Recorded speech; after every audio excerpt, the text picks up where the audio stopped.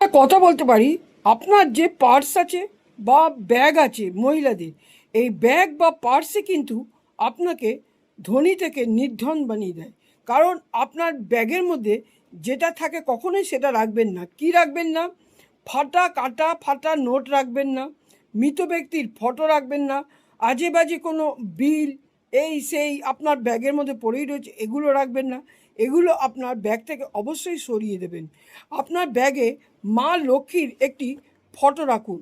এমনি একটা 11টা চাল আপনি একটা কাগজের মধ্যে নিয়ে, সাদা কাগজে নিয়ে আপনার ব্যাগের কোনায় রেখে দিন 11টা চাল। কখনোই আপনার ব্যাগ খালি যাবে না। আপনার ব্যাগে একটা মা লক্ষ্মীর ছোটো একটা ফটো আপনি রেখে দিন এক কোনায়। ব্যাগ আপনার কোনো দিন খালি যাবে না।